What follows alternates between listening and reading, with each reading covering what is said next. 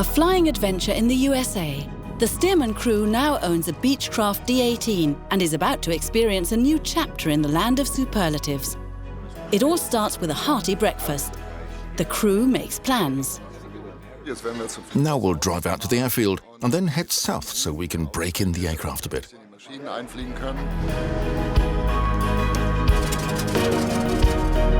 The first leg of the trip from Rockford to St. Louis, Missouri.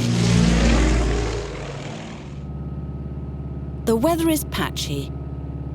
The greatest hazard when flying by visual flight regulation is bad weather.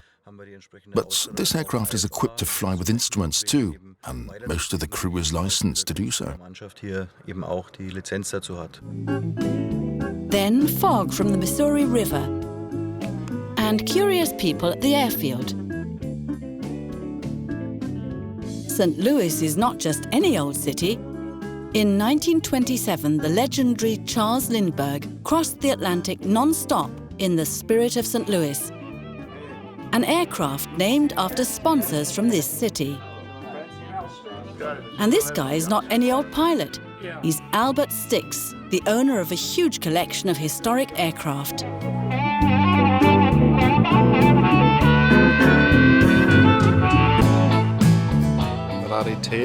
These are rarities you probably wouldn't find all in one place anywhere in Europe.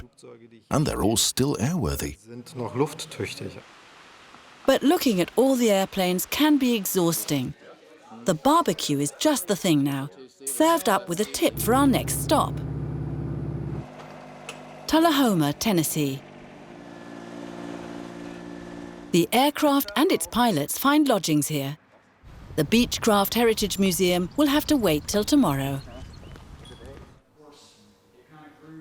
The Parrish family has collected a dozen Beechcraft which hail the history of aviation. What Walter Beech did, he created a business plane, a four-seater with a closed cabin and retractable landing gear. Back in the 1930s, it was way ahead of its time, and the one that followed the Beech 17 was our own Beech 18. It took off for the first time in 1936.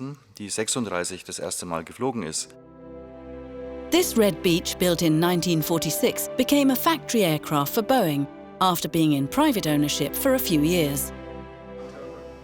Flying with the simple technology of the 1920s and 30s still works today. Now it's time to start on the last leg, from Tullahoma to Lakeland, Florida. At 9,000 feet in the Beech 18, it's cold, loud, and because of the updraft, pretty wobbly. After flying for so long, you simply enjoy it. And if the plane starts shaking around a bit in the air, it's like a car on a bumpy road. You get used to it. I don't mind it at all. I do, but the view makes up for a lot. The Gulf of Mexico is the sign that we're getting close. In Lakeland's Sun and Fun, a huge international vintage airplane convention awaits us. It's so great it worked out. That was on my wish list. It's like celebrating Christmas and Easter all at once. Simply fantastic to fly here in America with its large open spaces, so many possibilities. My American adventure ends here, but the Stearman Crew is in for their greatest challenge. Across the Atlantic to Hanover, a journey which takes the aircraft and its pilots to their limits.